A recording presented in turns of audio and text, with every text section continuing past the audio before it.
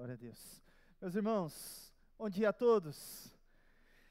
Que dias impactantes nós vivenciamos aqui, quinta, sexta e sábado. Foram dias assim, irmãos, que vai ficar na história da igreja Betel e com certeza nós lembraremos disso, vendo os frutos de tudo aquilo que o Senhor ministrou a nós aqui nesses dias. E nós vamos continuar aqui o Lidere 2025 nessa manhã. Hoje nós estamos encerrando a nossa série Atos Hoje, até que todos ouçam. E nós vamos falar hoje sobre crescimento e multiplicação. Não existe crescimento sem multiplicação. E eu quero, irmãos, a título de introdução, pensar aqui com você acerca deste tema. A lógica de Deus para a multiplicação. Deus, Ele é um ser lógico, racional, e por isso nós somos feitos à imagem e semelhança dEle. Deus tem uma lógica para a multiplicação. E o primeiro ponto desta introdução, eu quero dizer, e o meu primeiro objetivo aqui é esclarecer que a multiplicação, ela é algo natural. A multiplicação, ela é natural, não se trata de técnica, não se trata de uma ideologia de crescimento de igreja, não se trata de nada disso, se trata de algo natural. E eu quero dar aqui alguns exemplos, trazendo esta lógica lá do Antigo Testamento e para o Novo, como que Deus pensa isso? Vejam, quando Deus cria todas as coisas, Ele criou homem e mulher, macho e fêmea, a sua imagem e semelhança. E ali Deus, em Gênesis, Ele celebra o primeiro casamento, a primeira multiplicação. Gênesis 2:24 nos diz, por isso, deixa o homem pai e mãe e se une à sua mulher, tornando-se os dois uma só carne. O casamento, a junção de duas pessoas, é uma multiplicação. E aqui eu quero trazer um exemplo prático para nós, acerca aí do dia da multiplicação. Esse foi o dia da nossa multiplicação, o dia em que eu e Juliana nos casamos. E eu coloquei essa foto com um amigo nosso que tirou do seu celular. Esse dia, além do milagre do casamento em si, nós também tivemos o milagre do dia. Um dia antes, nós casamos em fevereiro, um dia antes, irmãos, o dilúvio estava em Belo Horizonte.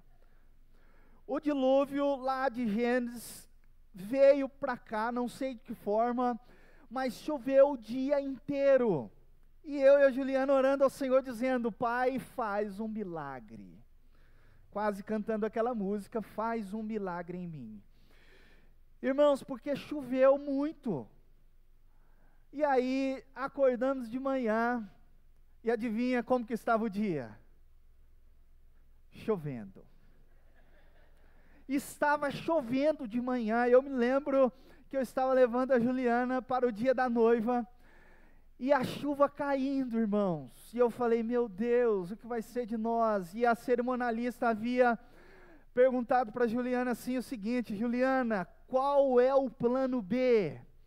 E a Juliana virou para a cerimonialista e disse assim, não tem plano B.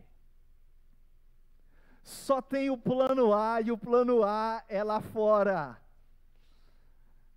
E eu falei, poxa, minha esposa é uma mulher de fé demais, eu já estava preparando o plano B, não é possível, irmãos. Deus mandou aí esse sol para nós ali, foi um dia assim de sol, e essa foto aí tirada do celular ilustra muito bem isso. Foi o dia da multiplicação, Juliana, deixando a família, o pai e a mãe dela, os irmãos, eu deixando a minha família. Eu venho de uma casa de 6 irmãs, nós tivemos que deixar todo mundo, e para que nós venhamos multiplicar para uma família. Esta é a lógica de Deus. E depois veio aí a Lavínia. A Lavínia que nasceu com 3,50 kg. E essa menina ama brócolis, ela está ali comendo brócolis. O fruto dessa multiplicação, Deus nos abençoando. E a lógica disso, irmãos, é que Deus nos abençoou para que nós venhamos multiplicar, para que nós venhamos crescer, e isso acontece de forma prática, em que nós agora temos a incumbência, a responsabilidade, a missão de preparar a Lavínia para que ela venha constituir uma família. E eu sei que talvez você pode estar se perguntando assim, mas pastor, e aqueles que não casam, que não vão casar? Irmãos, existem as exceções e isso não é pecado. Tá bom? Mas a lógica, a ordem natural é, deixa pai e mãe, multiplica, constitui uma família, tem filhos, e eu sei que também nem todos terão filhos, há exceções, mas a lógica natural é exatamente essa. Isso só é possível porque Deus nos abençoou para multiplicar. Gênesis capítulo 1, verso 27 e 28 vai nos dizer exatamente isso. Criou Deus, pois, o homem à sua imagem, a imagem de Deus o criou, homem e mulher os criou, e Deus, vejam isso, os abençoou e lhes disse, sede fecundos e multiplicai-vos, enchei a terra. Sem multiplicação não há crescimento, sem multiplicação não há como o projeto de Deus se concretizar em crescer e expandir por toda a terra, encher a terra. Esta lógica, ela está presente também em todo o Antigo Testamento. Perceba como que Deus, ao chamar um povo, ali Deus está constituindo um povo para si. Deus, ele chama um homem chamado Abraão, o qual nós vimos aqui no início do culto, e ele faz uma aliança com Abraão, prometendo a multiplicação. O texto nos diz em Gênesis 17, 1 e 2 o seguinte: quando atingiu Abraão a idade de 99 anos, apareceu-lhe o Senhor e disse-lhe, eu sou o Deus Todo-Poderoso, anda na minha presença e ser perfeito, farei uma aliança entre mim e te multiplicarei extraordinariamente.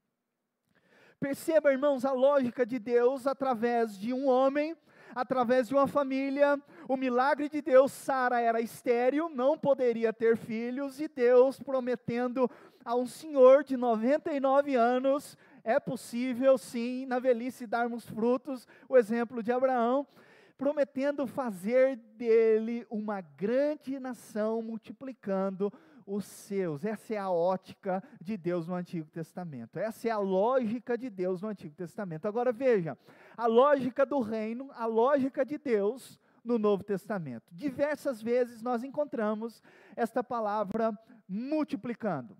Lá em Atos 6:1 diz o seguinte, ora, naqueles dias multiplicando-se o número dos discípulos. Mais um texto, Atos 6:7, crescia a palavra de Deus e em Jerusalém se multiplicava o número dos discípulos. E o último, Atos 12:24, vai nos dizer, entretanto a palavra do Senhor crescia e se multiplicava. Essa palavra multiplicação está presente em todo o Novo Testamento, o crescimento, a multiplicação do reino de Deus. Esta lógica, irmãos, a lógica de Deus é para o seu povo hoje.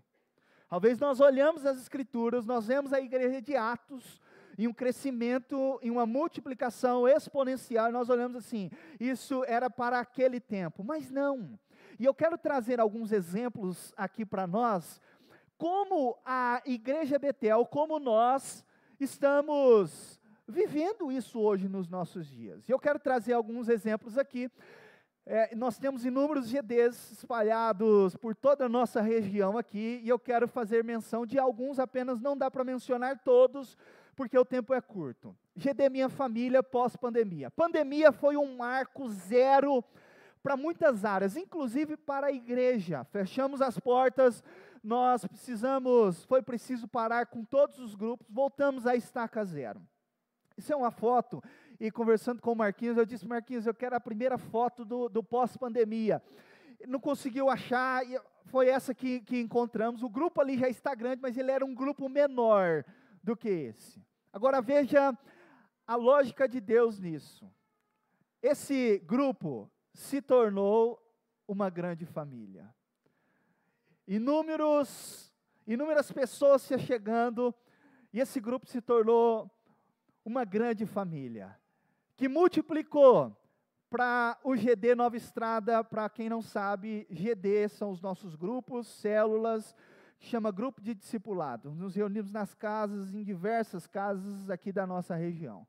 Esse grupo se multiplicou aí para o GD Nova Estrada. Depois, nós somos mais uma multiplicação, GD O Caminho.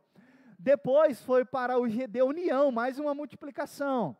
Depois nós tivemos mais uma multiplicação aí para o GD Renovo. Esse mesmo grupo, pós-pandemia, foi se multiplicando. E o GD Renovo multiplicou para o GD Heliópolis. O GD Heliópolis, está ali apontando, é isso? Agora veja, irmãos, eu quero dar um exemplo. Talvez a gente tenha concepção assim: só é possível multiplicar quando nós estivermos grandes. Isso não faz parte da ótica de Deus. Porque olha o GD Dona Clara, o presbítero Toninho está lá no fundo, está brilhando a testa, não sei porquê, alguém brincou com ele ontem aqui, né? O presbítero Toninho está ali. Ô, Toninho, você pode ficar de pé para nós, por favor? Isso, esse é o presbítero Toninho, está aí com a gente. Ele é o líder desse grupo. Deus, irmãos, na sua lógica, não é aquilo que está grande que precisa multiplicar. Deus pega uma família, um homem, uma mulher estéril e faz uma grande nação. Olha este grupo, GD Dona Clara, multiplicou para o GD Santa Luzia. E esse grupo, Dona Clara, multiplicou para Pedro Leopoldo. Então, cidade de Santa Luzia, Pedro Leopoldo. Irmãos, essa é a lógica do reino de Deus, nós estamos vivendo isso hoje. E Deus está nos chamando para que nós venhamos continuar vivendo isso. E eu poderia citar aqui os nossos mais de 25 GDs que nós temos espalhado por toda a cidade, como que Deus ele está trabalhando de forma extraordinária, de forma incrível. E para nossa meditação eu quero responder esta pergunta: o que é preciso fazer para colocar esta lógica de Deus da multiplicação em prática? Eu quero que você abra sua Bíblia em Atos capítulo 3, para que nós venhamos ver como que Deus, ele coloca esta lógica em prática para a sua igreja. Como que Deus, como que o Espírito Santo de Deus, ele trabalha, ele coloca esta lógica em prática. Atos capítulo 13, e eu peço que você mantenha a sua Bíblia aberta para que nós venhamos entender isso. A palavra de Deus nos diz o seguinte: havia na igreja de Antioquia profetas e mestres. Barnabé, Simeão, por sobrenome Níger, ou chamado Níger, palavra que quer dizer negro.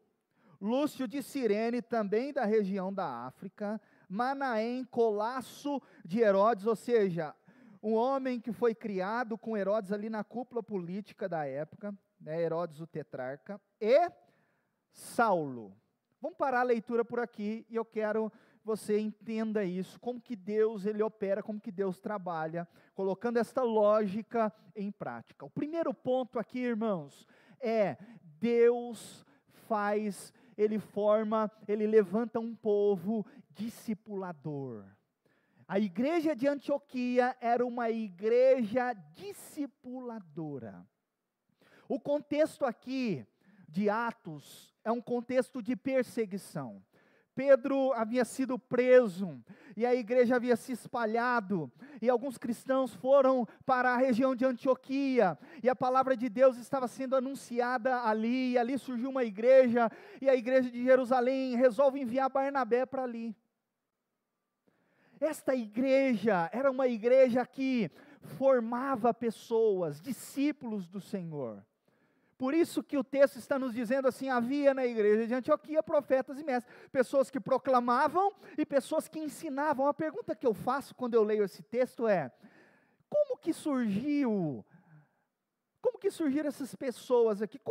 Da onde que surgiu profetas e mestres? Será que é do além que essas pessoas vão para a igreja?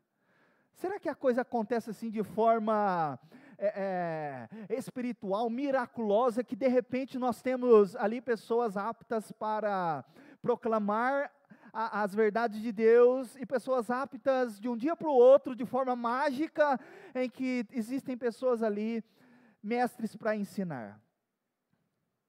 É óbvio que não. Há uma formação para isso. Assim, veja a lógica, assim como nós precisamos formar os nossos filhos, nós precisamos formar discípulos. E é essa lógica aqui em prática na igreja de Antioquia.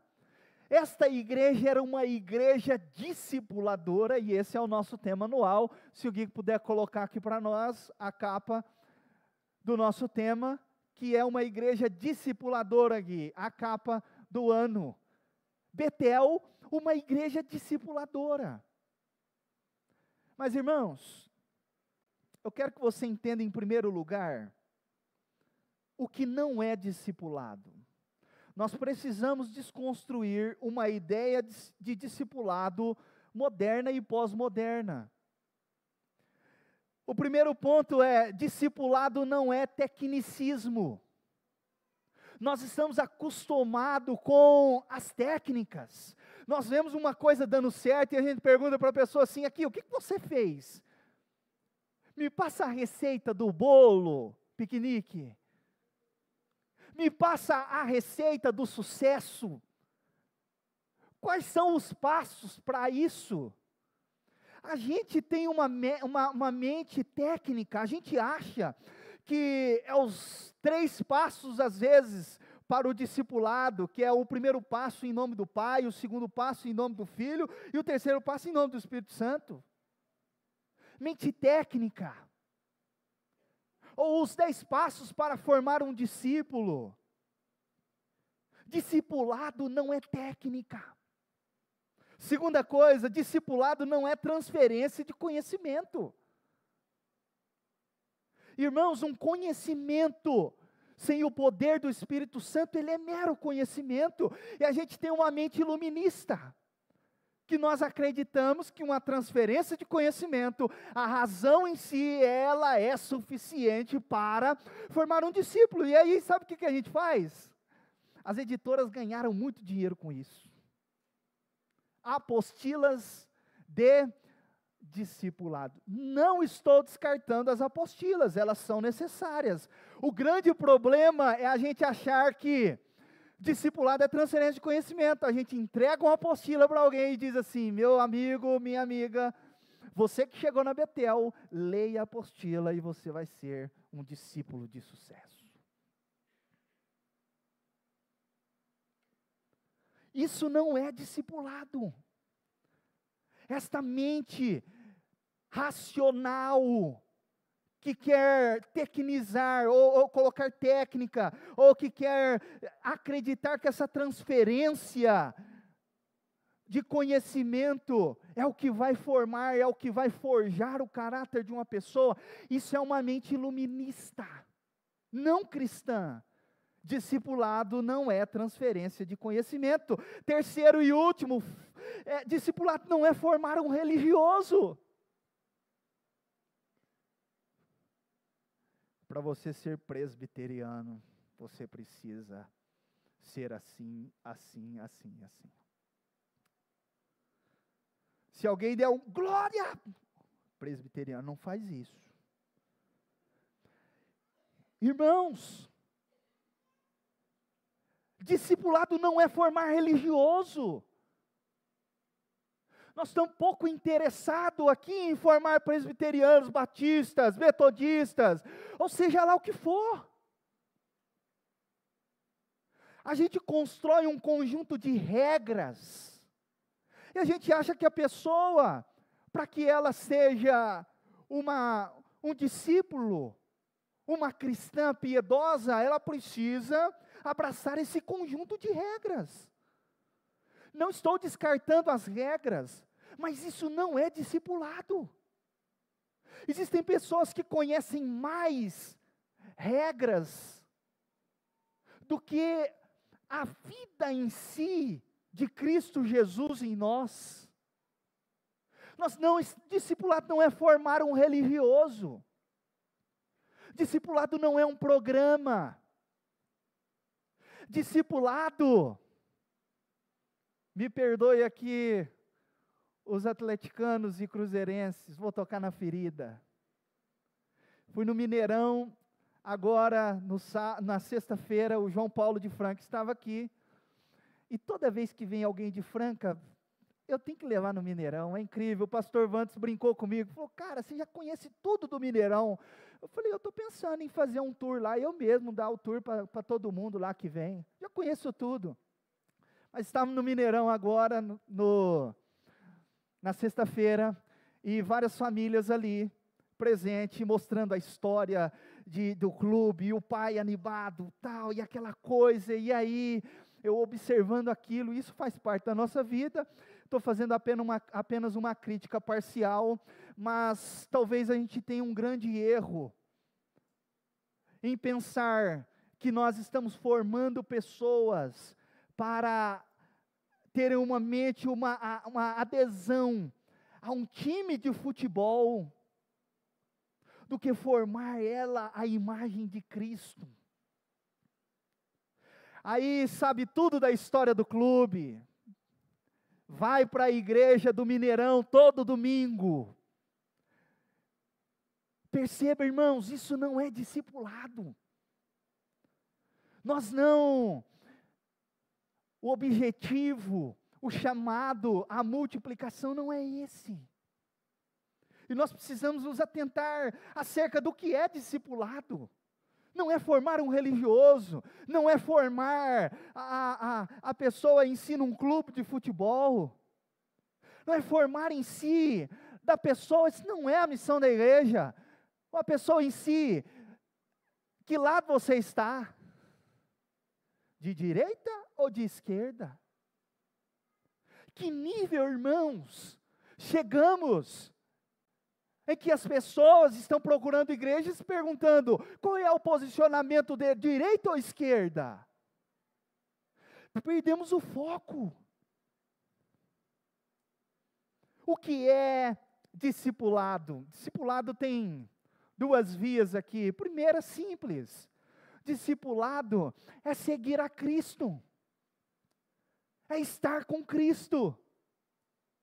É ser formado o caráter de Cristo. Esse é o objetivo da igreja Betel. Discipulado, irmãos, também na segunda via, é levar outras pessoas a seguir a Cristo. Simples assim. Discipulado, irmãos, é vida na vida. É estarmos juntos. Não existe discipulado à distância. Não existe. Discipulado é vida na vida. É andarmos juntos. É estarmos juntos. Discipulado, irmãos, é seguir a Cristo, é levar outros a seguir a Cristo, é formar o caráter de Cristo em nós, é partilharmos este evangelho de casa em casa, o tempo todo. Eu não posso ter uma concepção em que eu venho à igreja no domingo, e aí após o culto, eu dou a paz para todo mundo, e eu digo, olha gente, até domingo que vem, se assim Deus permitir. É um processo, é uma formação que tem a ver com relação. Discipulado, ele é relacional. Já pararam para pensar que o Deus Todo-Poderoso, que fez os céus e a terra, Ele se fez carne e Ele habitou, Ele viveu entre nós. Qual religião no mundo que vai trazer esta graça de encarnar o seu Deus. Isso é algo que não entra na mente de um gnosticismo. A matéria é má, não pode Deus. O cristianismo, irmãos, ele é encarnado. A relação precisa ser humana. Vida na vida, compartilhando vida, comunidade de pecadores, aprendendo uns com os outros. Pastor, onde você viu isso no texto? Você está fugindo do texto? Não estou. Atos capítulo 3, verso 1, vai mencionar o último nome aí. Olha para mim aí, qual que é o último nome citado aí na lista de profetas e mestres? Quem? Saulo. Irmãos, Saulo, ele foi um homem que precisou ser discipulado. Nós vimos na semana passada. Saulo, ele era quem? Um perseguidor dos discípulos da igreja. Só que ele teve um encontro real com Cristo, isso é maravilhoso. Qual que é o processo do discipulado para a sua vida? Você que chegou aqui, talvez convide alguém, se perguntando assim, qual que é a razão disso tudo? Não estou entendendo nada. Tudo começa com o encontro com Cristo. Talvez você ainda não percebeu, mas você está tendo uma mudança de coração, em que você está dizendo assim, eu não quero mais aquela vida, eu não quero mais aquele lugar, eu não quero mais isso, eu não quero mais aquilo. E você está dizendo, o que está acontecendo comigo? É um encontro com Cristo que muda o nosso coração e está nos trazendo para uma nova vida. Saulo teve um encontro com Cristo a caminho de Damasco, e ele ficou cego. Deus chama um discípulo do Senhor para ir ao encontro dele, e esse homem era Ananias. Ananias ora por ele, por Saulo, e quando Saulo ele volta a ver, qual que foi a primeira pessoa que Saulo viu? Ananias, um discípulo. Só que no processo de discipulado de Paulo, de Saulo, ele teve que ir para Tarso. Porque isso é óbvio e natural, ele era uma pessoa que matava os cristãos. A igreja ficou com o pé atrás com ele, dizendo assim, será? Não é assim que acontece com a gente? Às vezes a gente vê uma pessoa que mudou de vida, a gente olha o passado dela, a gente fala assim, e aí ela vindo na igreja, entrando no caminho, formando o caráter de Cristo, a gente fala assim, será? A igreja estava com esse será? E aí Paulo foi para Tarso. E aí eu quero que você lê comigo, capítulo 11 de Atos, verso 25 e 26, que vai falar acerca desse processo de discipulado. Esse homem precisava ser discipulado. E aí diz no verso 25 do capítulo 11 de Atos o seguinte, e partiu Barnabé para Tarso à procura de quem? Saulo. Isso é incrível. Olha o verso 26, e tendo encontrado, olha isso, levou para Antioquia, trouxe para perto, e olha lá, e por todo um ano se reuniram naquela igreja e ensinaram o número da numerosa multidão. Em Antioquia foram os discípulos pela primeira vez chamados cristãos, que quer dizer pequenos cristos, seguidores de Cristo, semelhantes a Cristo. Irmãos, perceba o processo de Paulo, só foi o apóstolo Paulo, porque ele teve um discipulador, chamado Barnabé. Barnabé olhou para aquele homem e falou assim, ele precisa ser discipulado, acompanhado, nós precisamos forjar, formar a imagem, ao caráter de Cristo. Sabe o que Barnabé fez? Fez uma viagem para Tarso e disse assim, Saulo, irmão, vamos caminhar junto, vida na vida. O discipulado, ele é relacional. Eu sei, irmãos, que a tecnologia ela é maravilhosa. O WhatsApp é uma bênção de Deus, as chamadas de vídeos são bênção. Toda essa tecnologia é bênção, mas isso não pode, irmãos, excluir o evangelho, o discipulado que é encarnado, que é relacional. Eu preciso estar perto. Discipulado, irmãos, é vida na vida. Se você observar, Marcos capítulo 3, verso 14, você vai ver que Jesus chama 12 discípulos, e Ele chama esses 12 para estarem com Ele, para viver com Ele, compartilhar vida. Jesus chamou esses 12 homens, em primeiro lugar, para estar com Ele. Discipulado é vida na vida. Esta é a nossa grande ideia, esta é a nossa força nos GDs, tornar uma igreja relacional, onde nós podemos ter conhecimento e relação com o outro, ajuda mútua, um ajudando o outro a formar o caráter de Cristo. Ninguém aqui aprendeu a ser pai e mãe, nada. E nós estamos aprendendo juntos. Isso é o processo de discipulado. Agora deixa eu te dizer algo importante. Discipulado exige tempo e prioridade. Jesus chamou outras pessoas além dos 12. Um certo homem chega para Jesus e diz assim: mestre, eu vou te seguir, vou estar com o Senhor, mas deixa primeiro eu ir até a minha casa e despedir dos meus. Jesus vira para ele e diz assim: não, deixa que os mortos, ou melhor dizendo, deixa aquele que coloca a mão no arado e olha para trás, não é apto para o reino. Outro vira para Jesus e diz o seguinte: mestre, deixa primeiro eu ir lá enterrar um dos meus. E Jesus vira para ele assim: não, deixe que os mortos sepulte os seus próprios mortos. Você, porém, segue-me. Exige tempo e prioridade. Irmãos, quantas pessoas abrindo mão do discipulado, da caminhada, da vivência, um com o outro, por conta de trabalho excessivo, ou talvez justificativas da família. Eu tenho filhos, tal, e aquela coisa. Deus não nos deu filhos ou família como impedimento. A escala de prioridade está errada quando nós colocamos o trabalho, o sucesso, as realizações acima do reino, acima da nossa família. Discipulado exige tempo. Discipulado exige prioridade.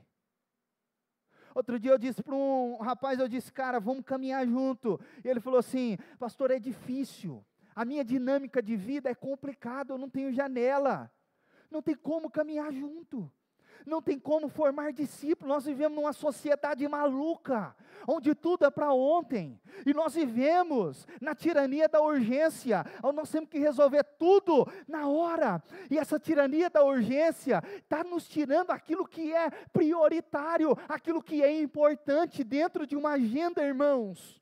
Veja bem, dentro de uma agenda entre o urgente e importante, nós precisamos filtrar muito bem isso. Discipulado é vida na vida, ele é relacional e isto é libertador. Outro dia, uma moça dos nossos GDs estava com problemas sérios acerca de ansiedade, caminhando para a depressão, e já havíamos feito alguns convites para ela, e dito, vamos no GD, e insistindo, chegou um ponto que ela falou assim: vamos lá, eu quero conhecer lá. E ela foi, e ela começou em um dia, depois ela foi outro dia, e um dia ela chegou a testemunhar o seguinte: a minha participação, a vida no grupo me libertou de algo que eu estava há anos procurando, um escape, um auxílio para mim. Vida na vida, irmãos, isto é libertador. O Senhor, Ele nos fez como seres relacionais. Por isso o discipulado, ele não pode ser técnico. Por isso o discipulado, ele não pode ser como uma transferência de conhecimento. Ele é vida na vida. A prática, ela é maravilhosa. Eu vejo alguns irmãos aqui como lidam com os filhos, e eu aprendo a como ser pai. Eu vejo alguns irmãos e irmãs aqui dentro da nossa igreja, com uma vida de oração, de devoção a Deus, e eu vejo e eu aprendo como ter uma vida de devoção a Deus.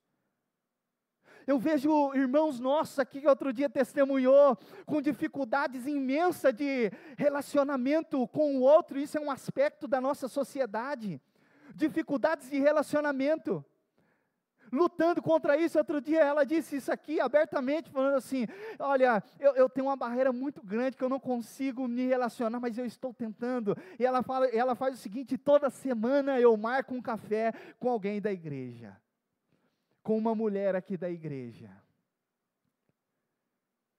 Irmãos, discipulado é isso. Talvez você está se perguntando assim, eu vi um vídeo na internet, eu vi o Nicodemos, eu vi o Hernandes, eu vi outros pregadores aí na internet, e eu vi aquela mensagem, mexeu comigo, e aí eu cheguei aqui na igreja, só que eu ainda não entendi qual que é a dinâmica disso. Deus te trouxe aqui para te mostrar que existe um povo que Ele mesmo levantou para caminhar com você, para nós compartilharmos vida na vida. Deus te trouxe aqui para isso. Preste atenção, talvez a gente fica meio focado ali, de fato, né, o centro do culto é a pregação, mas eu quero que você dê uma olhadinha para o lado ali, talvez uma visão assim, 180 graus, olhe para o seu lado, olha um monte de discípulo, que Deus levantou para caminhar com você. Irmãos, o discipulado encarnado, isso proclama o poder de Deus. Conversando agora com a Jana, ela me lembrou um fato fantástico. Fantástico, uma família nossa aqui da igreja, passou por um momento difícil uns anos atrás, em que perderam um recém-nascido. O Helder e a Jéssica, todo mundo aqui conhece, perderam o Judá. E aí toda a igreja, os discípulos do Senhor começaram a acompanhar eles, estar com eles.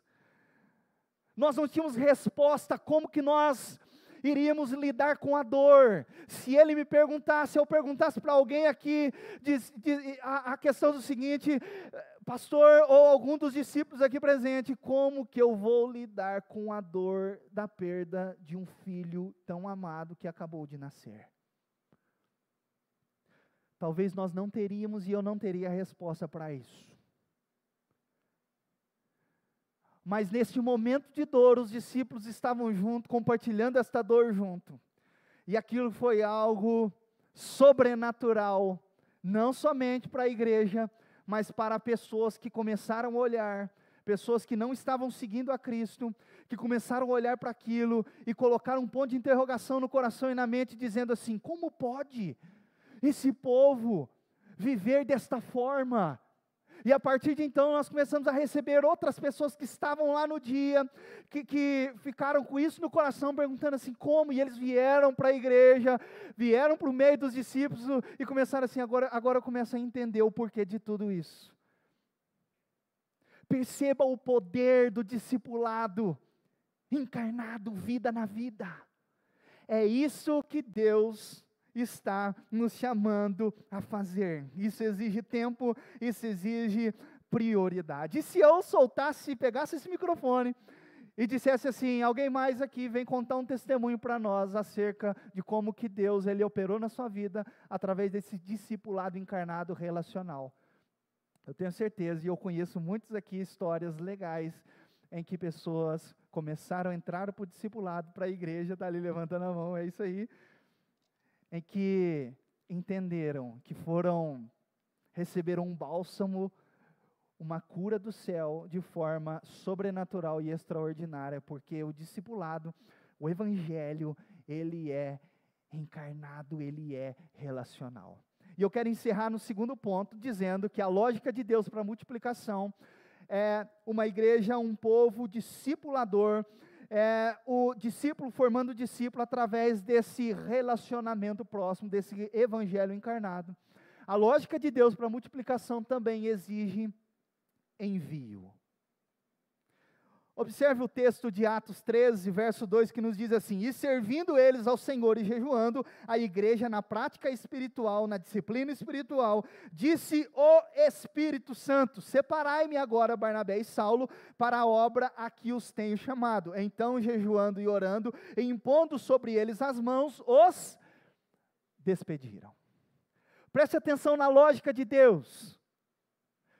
Gênesis 2, 24, primeiro casamento celebrado, a multiplicação, a primeira multiplicação ali do povo. Deus disse, preste atenção, Deus disse: deixa o homem pai e mãe. Vamos agora para Abraão, a lógica do reino de Deus no Antigo Testamento, capítulo 12 de Gênesis. Deus chamando Abraão disse assim: Abraão, o que Deus disse?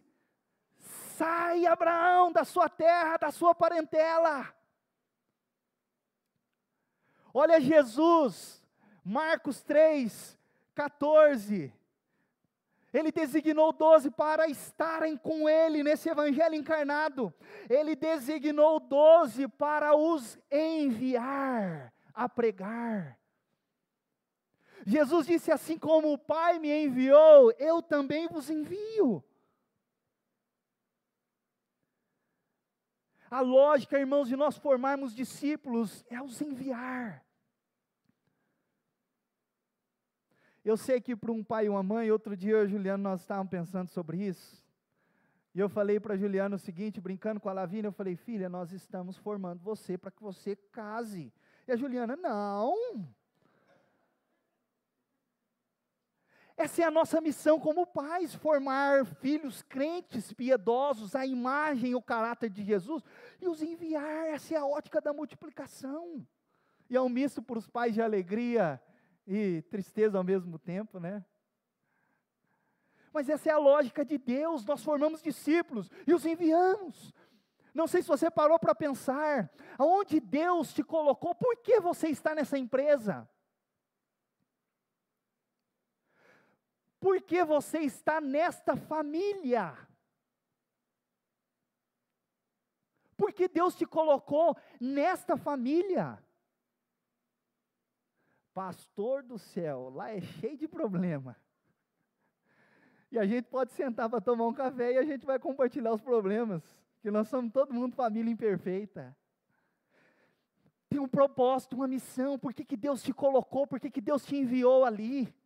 Há um propósito disso. Uma pergunta para o seu GD. Porque Deus te colocou nesse grupo, nesta região. Nós estamos lá com o GD Santa Amélia, Ludmila, Rafael estão ali. E uma das perguntas que nós fizemos no início foi: por que Deus nos trouxe aqui? A resposta é: nós precisamos alcançar outras pessoas, outras famílias. Deus nos colocou aqui com esse propósito. Juliana, quando nós mudamos para um condomínio aqui próximo, a pergunta que nós fizemos foi: por que Deus nos colocou neste condomínio? Por que Deus tem colocado essas pessoas no meu caminho? Quando eu tenho a concepção que Deus está me enviando, por que Deus te colocou nessa escola? Porque Deus te colocou nesta universidade? Porque Deus te enviou para esta cidade? Porque Deus te enviou para esta igreja hoje, neste dia? Para que você caminhe com os discípulos, para que você seja formado ao caráter de Cristo, receba a bênção, a graça de Deus, e para que você vá, para que você seja enviado. Esta é a lógica, irmãos, de Deus para a multiplicação. Porque Deus permitiu você viver dias difíceis, penosos, e te levar a lugares estranhos, que você está falando assim, que você está pensando assim: o que eu estou fazendo aqui? Qual é a lógica de Deus de pegar um menino na sua adolescência, permitir que ele seja vendido como escravo pelos seus próprios irmãos e conduzir a ele a uma terra estranha, um povo estranho, numa cultura estranha, chamado Egito? Olha como Deus conduziu a vida de José de forma maravilhosa. Deus tem permitido você viver o que você está vivendo. Deus tem permitido você estar onde está, porque a concepção e a lógica é: eu estou te enviando. E onde o Espírito, e onde nós somos enviados, o reino de Deus está ali, e a glória de Deus está ali, e a libertação, e a luz, e o reino de Deus está avançando. Deus está curando as pessoas, Deus está sarando os corações, através de nós, discípulos comuns, pecadores. A lógica de Deus é, irmãos, o mesmo Deus que disse lá no Antigo Testamento, é o mesmo Deus hoje, o Espírito Santo de Deus que está dizendo: olha, separai-me, envie Barnabé e Saulo. É o Espírito Santo de Deus quem envia, e eu encerro dizendo algo muito importante para todos nós. Uma igreja cheia do Espírito Santo, com uma espiritualidade sadia, é uma igreja que forma discípulos, e é uma igreja que envia. Nós aqui estamos ouvindo hoje a voz do Espírito Santo de Deus, nos falando: eu te trouxe, eu te coloquei você nesta igreja, para te formar ao caráter, à pessoa de Cristo, para que você se torne um discípulo de Cristo, e para que você seja enviado e leve outras pessoas a seguir a Cristo, para que elas recebam algo que nenhum homem, nenhuma instituição da vida pode dar a elas, que é a paz da salvação, a alegria transbordante da vida eterna, para que elas entendam, para que elas conheçam o sentido da vida. Qual é o sentido da vida? Falamos hoje na Escola Bíblica Dominical. O sentido da vida é viver, e Cristo Jesus, Ele nos dá esse sentido da vida, discípulo, formando discípulo, caminhando juntos para a glória, a caminhada, a vida eterna, ao verdadeiro sentido da vida. Vamos orar, se coloque de pé, no nome de Jesus.